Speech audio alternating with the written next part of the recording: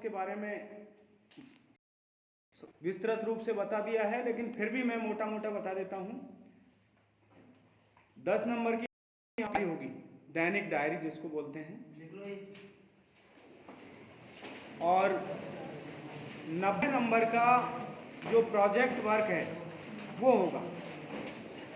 किसी भी एक विस्तृत परियोजना पे आपको काम करना पड़ेगा, तो वो आपकी परियोजना होगी, वो 90 नंबर की होगी। और इस डायरी को आप कब से मेंटेन करोगे? 1 अक्टूबर 2020 से। तो अब तक देखिए हमने ये जो ट्रेनिंग प्रोग्राम है ये 12 बैचेज का संपन्न करवा दिया है, और आज आपके 8 बैच हैं जिनका ये ट्रेनिंग कार्यक्रम चल रहा है। तो विद्यार्थियों देखिए, इसमें 2 तरह की गतिविधियां होंगी, एक तो व्यक्तिगत गतिविधि, दूसरी सामूहिक गतिविधि। व्यक्तिगत गतिविधि और सामूहिक गतिविधि।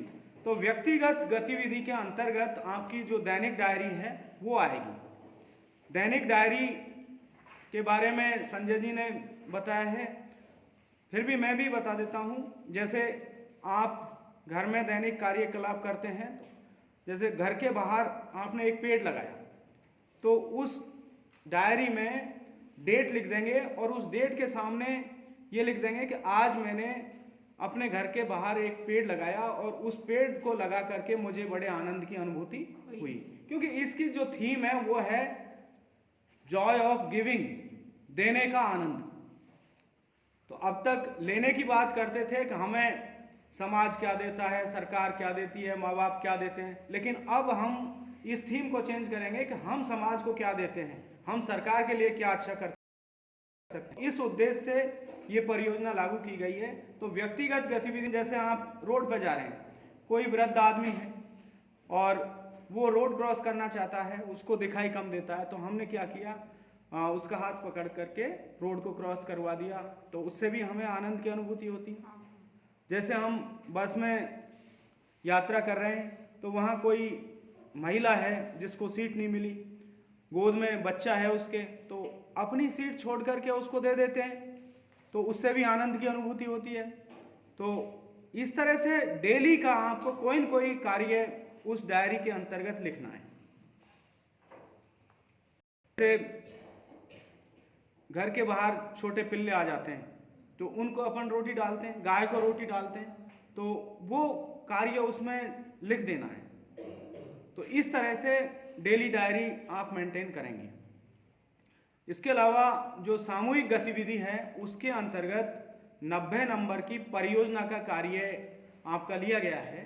तो उसमें देखिए 20 नंबर तो आपकी सिनॉप्सिस बनाने के हैं, जो प्रारूप है परियोजना का उसको बनाने के 20 नंबर हैं। तो वो जो कार्य है परियोजना का प्रारूप का, वो हम मेंटर्स ने पूरा कर दिया है, क्योंकि कोविड-19 के कारण आपको महाविद्यालय में बहुत जल्दी नहीं बुला सके थे, तो ये काम हम लोगों ने आपका हल कर दिया है।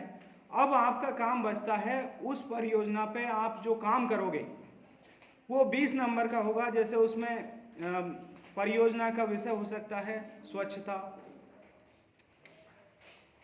सड़क सुरक्षा, बेटी बचाओ बेटी पढ़ाओ, जल संरक्षण, पर्यावरण। तो इस तरह का बड़ा टॉपिक लेना पड़ेगा जिसको हम साल भर जिस पे हम काम कर सकें, क्योंकि ये जो परियोजना का प्रारूप है हमने 3 पेजेज में बनाया है। अब इसमें जब काम करेंगे तो 10-10 का जो समूह है आपका, तो 10 बच्चे, जैसे एक बच्चा 3 पेज करता है तो 10 बच्चों के 30 पेज हो जाते हैं। एक बच्चा 4 पेज करेगा तो 10 बच्चों के 40 पेज हो जाते हैं। तो ये जब वर्ष के अंत में आप फाइनल रिपोर्ट सबमिट करोगे तो उसमें ये फाइनल रिपोर्ट के 50 अंक होंगे। 20 नंबर तो सिनॉप्सिस के हो गए, 20 नंबर आप उस पर काम करोगे, उसकी जो प्रोग्रेस रिपोर्ट है तो उसके 20 नंबर होंगे। उसमें आप फोटो भी डालोगे काम करते हुए, वीडियो भी डालोगे, तो वो 20 नंबर का होगा। 40 नंबर और 50 नंबर का फाइनल रिपोर्ट। तो इस तरह से ये सामूहिक गतिविधि की जो परियोजना है वो 90 नंबर की होगी। तो 10 नंबर दैनिक डायरी के और 90 नंबर सामूहिक गतिविधि के, इस तरह से ये 100 नंबर का पेपर है। और ये साल भर आप काम करोगे तब ये 100 नंबर का कार्य पूरा होगा। तो अब आ गया समझ में। अब आपकी कोई जिज्ञासा हो तो वो पूछ सकते हैं।